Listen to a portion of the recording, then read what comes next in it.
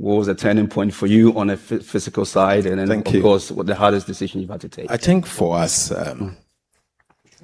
we got in January. I was appointed in January, and we had to prepare our first budget. So the first budget introduced 22 amendments to existing laws and introduced new laws, 22 in number. This is to ensure, one, that we take control of public expenditure. And so across the economy, we've now taken control of public expenditure. Not only central government, but general government. Because we realized that in the last 10 years, public debt has been increasing on account of not only government expenditure, but also stock flow adjustment. Stock flow adjustment, simple put, is the state-owned enterprises transferring their debt into the central government, about 2% of GDP. In fact, actual number is 2.5% of GDP. And so we introduced the commitment authorization that yes, you can be a state-owned enterprise, but we need to approve the kind of expenditure and the kind of commitment, just to make sure that that 2.5% of GDP of additional debt every year does not reoccur going into the future. So for now, we've stopped it. Then number two, we need to ensure that our own ministries stay according to the budget. And so the commitment authorization actually has assisted the government to take charge of expenditure. In fact, we set expenditure at the time 2025, we set it to 2023 levels, nominal, not real, nominal.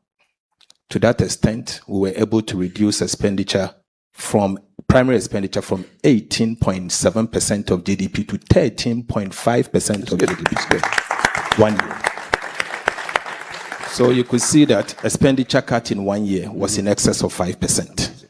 But this did not affect growth. The non-oil GDP growth actually grew from 6.1 to 7.6% in 1 year, even though we reduced expenditure by 5% of GDP in 1 year. Overall, what we've seen is that by cutting expenditure, we have actually assisted the central bank to be able to control inflation. And this was important from that stand. Then secondly, we needed to ensure that we capture our gold to control the gold export. And so we introduced what we call the gold board. And the gold board was to ensure that gold that was hitherto leaving the country through smuggling and the country was not benefiting from the value chain is actually stopped. And so what we did was the introduction of the gold board alone, once calendar year, we're able to buy gold up to 14 billion United States dollars. And that 14 billion assisted the central bank to be able to build reserves.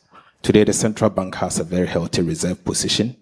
And this year, we expect to buy gold at least 20 billion United States dollars. That will assist. And so clearly, that is what has actually accounted for the healthy reserves position and the central bank having the firepower to stabilize the currency. In one calendar year, our currency actually appreciated by 40.7%, one single year. This is largely because we've taken charge of our gold. Not only that, we also introduced the sliding scale so that we can capture the economic rent coming from the gold. The World Bank estimated that Ghana loses an average of 20 to 25% in economic rent. What we needed to do is to introduce the sliding scale since we did not have a windfall tax. That is in place and the country is benefiting from that.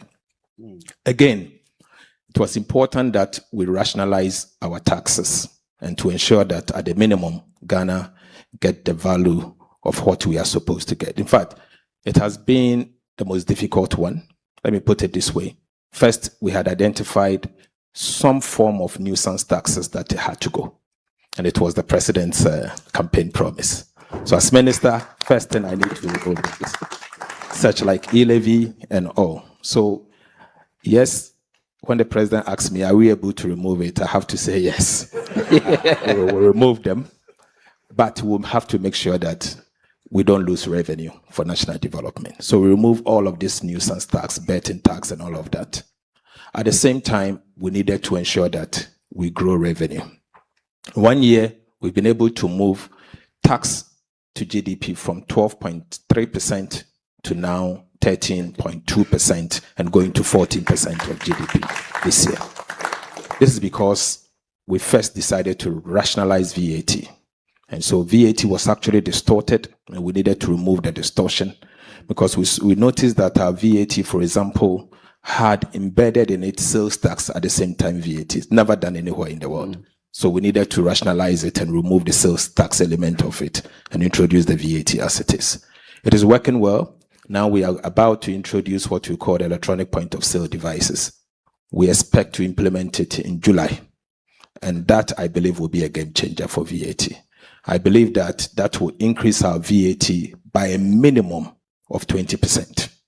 And so the pilot is almost done, and we're about rolling it out. I know there will be some few resistance, but I'm ready to stem it and make sure it will happen. No wonder he has no time to listen to music. But carry on. Yes, finally, our customs revenue was a big challenge. International trade taxes was a major challenge to us. In the past, customs officers had the discretion to pick and choose the values they give. Today, we've taken the discretion from them, and we've given the discretion to artificial intelligence, AI. So AI is the one that will ensure that those values conforms to international standards and all. And that alone, every single day, I see the customs revenue going up by a minimum of $3 million United States dollars every single day. And so we see that the AI alone is increasing our customs revenue by a minimum of $1 billion United States dollars this year. That is a game changer. And on the back of that, we've removed all these taxes, but it is not actually hurting the tax revenue. I believe with the implementation of the VAT, at the minimum, we will be able to hit our target of 15% of GDP tax revenue by the end of 2026 this year. That should be a good one. The difficult decision for me is looking at your friends and your colleagues in cabinet and telling them that it can't work. Yes. But I do it smiling. It has to be done. And I know every minister wants to obviously ensure that their sector receives its fair share. But if the money is not there, you can't spend. And I try to tell them that I don't have it. And so they should bear with me. Difficult times are here with us. But going into the future, things will change.